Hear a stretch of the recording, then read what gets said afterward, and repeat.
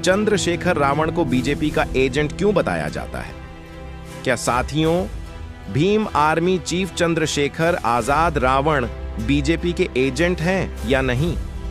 साथियों, बड़े दुख की बात है, जिस भारत का संविधान बाबा साहेब अंबेडकर जैसे महान व्यक्ति ने लिखा हो, और आज उन्हीं को जेल में डाल दिया जा रहा है जो बाबा साहेब अंबेडकर जी की बात कर रहे हैं। साथियों, चंद्रशेखर कोई आम इंसान नहीं है, वो एक ब्रांड है, ब्रांड। भीम आर्मी को लेकर ऐसी बातें कही जा रही हैं जिसे आप भी सुनकर हैरान हो जाओगे।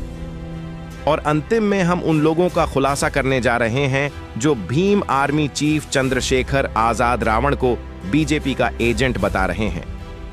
साथियों, हर रोज भीम आर्मी को लेकर क्यों लोगों के पेट में दर्द होता है? जब से भीम आर्मी बनी है तभी से हर एक मनुवादी भीम आर्मी को टारगेट क्यों करता है? आज इस वीडियो में हम हर उस बात का खुलासा करने जा रहे हैं जो शायद आप भी नहीं जानते। साथियों, वीडियो को पूरा देखना और हर उस सवाल जवाब को सुनना और बताना क्या सही है और क्या गलत है। मुझे आप सभी अंबेडकरवादियों से पूरी उम्मीद है कि आप अपने इस छोटे से चैनल को सब्सक्राइब जरूर करोगे और कमेंट बॉक्स में जय भीम जरूर लिखोगे। और मेरे प्यारे अंबेडकरवादियों, अपने प्यारे से जिले का नाम जरूर लिखें, जिससे हमें पता चल सके कि हमारी जगाई गई चेतना कहां तक पहुंच पा रही है। आइए वीडियो को शुरू करते हैं। दर्शकों, आज जो मनुवादी भीम आर्मी चीफ चंद्रशेखर आजाद रावण पर जो उंगली उठा रहे हैं, साथियों, उनको मुंह तोड़ जवाब देने का समय आ गया है। कुछ लोगों के द्वारा तो भीम आर्मी को अदर कंट्री का भी एजेंट बताया जाता है। मनुवादियों, कान खोलकर सुन लो, भीम आर्मी चीफ और आजाद समाज पार्टी के रचयिता के ऊपर कितनी भी उंगली उठा लो, आप रावण भाई का कुछ नहीं बिगाड़ पाओगे। मनुवादियों, अभी तो रावण भाई मैदान में उतरे ही है, आगे आगे देखो होता है क्या। आप उंगली उठाओ और रावण भाई अपनी मेहनत बरकरार रखेंगे। जिसको जलना है वो अपनी जलन बेकरार रखे। भीम आर्मी अपना काम ईमानदारी से करती रहेगी। दर्शकों, जब अन्याय अपनी हदें पार कर दे, जब सत्ता सिर्फ सत्ता नहीं बल्कि अत्याचार का औजार बन जाए, तो उठती है एक स्वाभिमानी लहर। नाम है भीम आर्मी। और अब इस लहर ने सीधा सीधा ललकारा है देश की सबसे बड़ी पार्टी बीजेपी को। भीम आर्मी ने साफ साफ कह दिया है, अब चुप नहीं बैठेंगे, अब सवाल होगा, अब झुकेंगे नहीं, अब मुकाबला होगा। चंद्रशेखर आजाद ने मंच से गरजते हुए कहा, बीजेपी के सत्ताधारी लोगों, तुमने संविधान से खिलवाड़ किया है, तुमने शिक्षा को व्यापार बना दिया, तुमने नौजवानों के हाथों में किताब की जगह बेरोजगारी थमा दी। अब बहुजन समाज चुप नहीं बैठेगा। एक सभा में उन्होंने जनता से कहा, यह लड़ाई किसी एक व्यक्ति की नहीं है, यह संघर्ष है उस सोच के खिलाफ जो दलित, पिछड़े और अल्पसंख्यकों को कमजोर समझती है। हम संविधान बचाने निकले हैं और अगर बीजेपी हमारे रास्ते में आएगी तो हम लोकतंत्र का हथियार उठाएंगे, वोट और जन जागरूकता। और जब मीडिया ने सवाल किया, क्या ये बीजेपी के खिलाफ ऐलान जंग है, तो जवाब था, हम सिर्फ बीजेपी नहीं, हर उस ताकत के खिलाफ खड़े हैं जो संविधान, समता और न्याय के खिलाफ खड़ी है।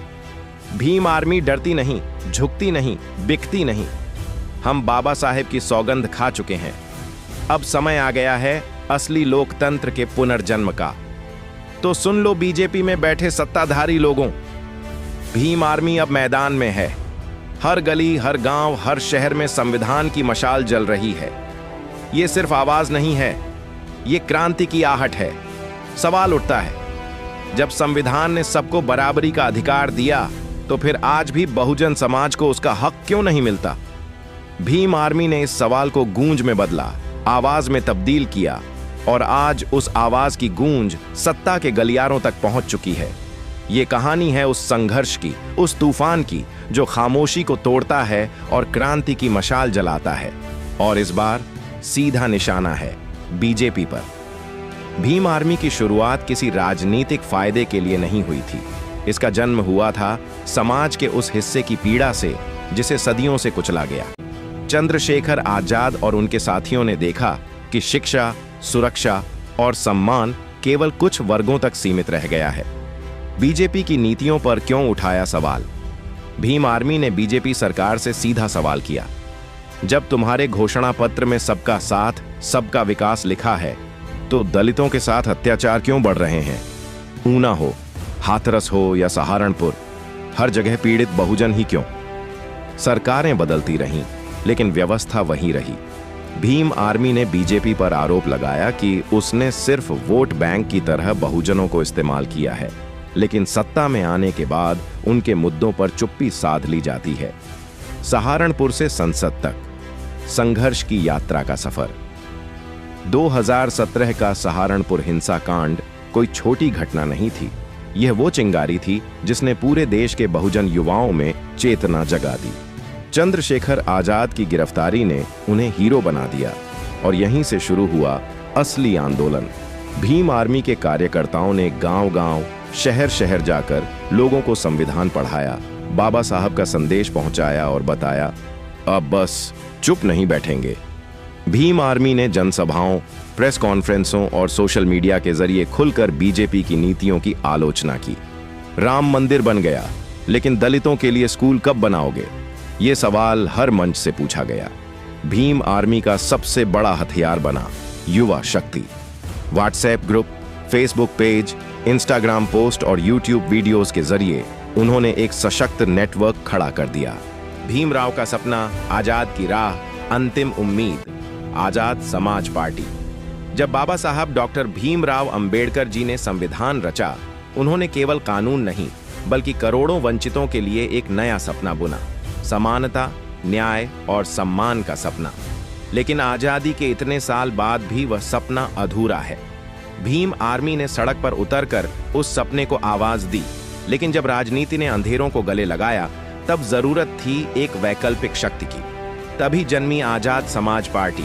चंद्रशेखर आजाद रावण की अगुवाई में यह पार्टी बाबा साहब के मिशन को राजनीतिक मंच पर उतारने की क्रांतिकारी कोशिश है। आजाद समाज पार्टी एक चेतना है जो कहती है, अब न दबेंगे न झुकेंगे, अब सत्ता में भी हिस्सा लेंगे। भीमराव के मिशन की अंतिम और सच्ची राजनीतिक अभिव्यक्ति आजाद समाज पार्टी। साथियों, अंतिम में यही कहूंगा कि रावण भाई को लेकर जो अनकही बातें मनुवादियों द्वारा कही जाती हैं, वो सभी बातें बेबुनियादी हैं, क्योंकि भीम आर्मी को लेकर सभी मनुवादी उंगली उठाते रहते हैं। दर्शकों, अपनी राय कमेंट में जरूर लिखें, जिससे हमें पता चल सके कि आप क्या सोच रखते हैं भीम आर्मी चीफ चंद्रशेखर आजाद रावण को लेकर। मित्रों, जय भीम, जय संविधान।